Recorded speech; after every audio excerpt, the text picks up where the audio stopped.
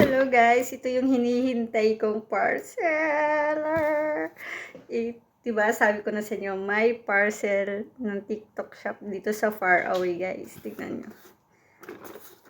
May parcel si ate girl. TikTok shop. O, alam nyo ba kung anong laman ng parcel ko guys? Lalabubu. What the fuck? So, dapat guys, i-unbox ko to ngayon. So, kagabi to dumating, hindi ko siya na, hindi ko natiis. Binuksan ko na agad kagabi guys. So, kasi papakita ko sa inyo yung laman ng kahon. So, ito na. Lalabubu ba? Ba't ang daming nag-hype sa lalabubu na to guys? Kahit sa Philippines guys, alam nyo kung gaano ka trending to si lalabubu. Yeah. Oh my God. Isa lang yung binili ko guys. Kasi mahirap kasi pag bumili ka ng madami nito. Tapos very expensive. Sobrang expensive ng lalabubu guys. Isa pa nga lang yung nabili ko guys. Pang ano lang to sa pang kitchen sa ano lang to. Hindi yung madami. Kasi yun na grabe pricey. Talaga sobrang pricey nitong lalabubu na to. Ganito pa nga lang guys. Yung binayaran ko umabot na ng 200 RM. Ganon. So i-convert nyo na lang kung magkano sa peso yun. Di ba dito yun sobrang expensive na. Tapos may damit akong binili nito. Kaya parang bukas na. Di ba? Hindi na pinirapan ko. Alala po po.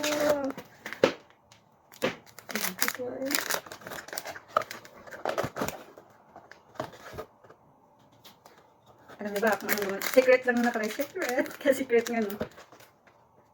Ganda siya. So, buksan na natin.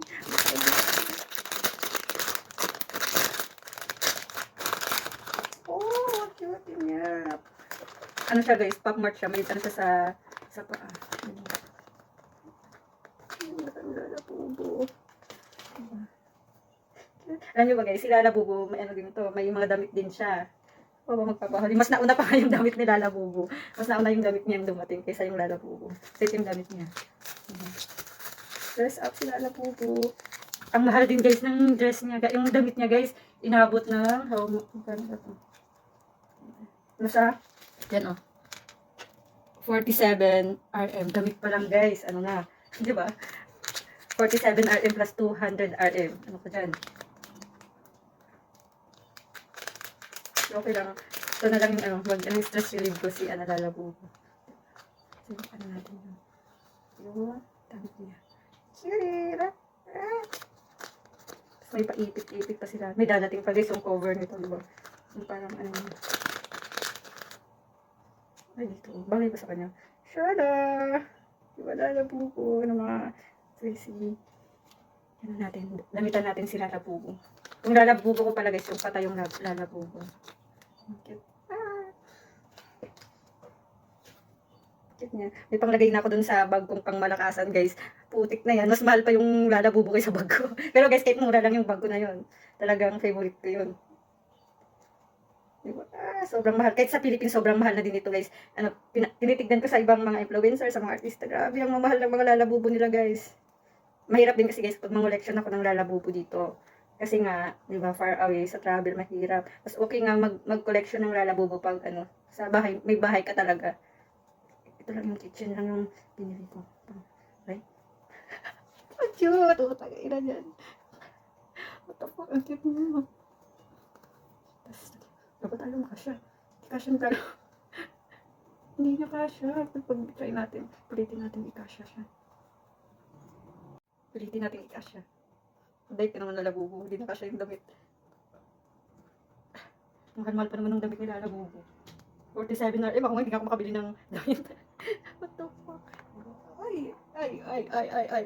Dress up na yan. Dress up Lalabubu. Lalabubu kayo. Ano na lang ko lang guys. Shoes, tapos manik-anik. Tapos may pa-clip siya guys. Saan natin ilagay yung clip ni Lalabubu. Diyan na. Ay, nako. Cute diba? Shoes na lang ko lang ni Lalabubu. Tignan natin. Siyempre, para maganda.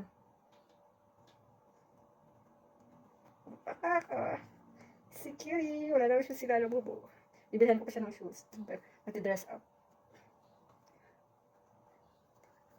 Yun lang guys, share ko lang yung parcel ko guys na Lalabubu. So pretty, cutie. Yun lang guys. May Lalabubu na ako. Kaya guys, bumili talaga ako ng Lalabubu kitchen guys kasi dito nga sa bag kong pangmalakasan na yan, sasabi ko siya dito sa katabi ng hand sanitizer. Ayan. Tignan nyo guys kung gaano kaganda pag may Lalabubu sa bag mo. Napakaangas.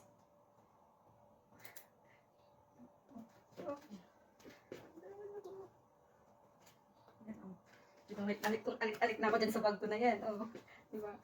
Guys, hindi din naman papatalo yung bag ko na yun. Trending din yan dyan sa Philippines yung bag ito. Kaya favorite ko itong bag na to. Kahit sobrang mura lang ito.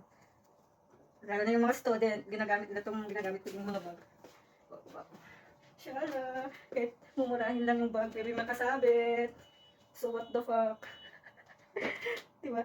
So guys, gumastos lang naman ako ng 200 something, mga 240 art. Basta pintahin na lang dyan sa Philippines kung magkano ang Malaysian money sa Philippines. Pero alam ko guys, na mga mahal din talaga to sa Pilipinas. Diba? Ang cute niya, tignan sa bag guys. Sobrang cutie. Yan. So, what the fuck? Binilhan ko siya ng case guys, para hindi siya masira. Ganun talaga sa ate girl mag-alaga. May case pa siyang padating. Diba? Ay! Oh, ginanyan yung Lalabubu ka na. Oh. Cherry bag. Bye!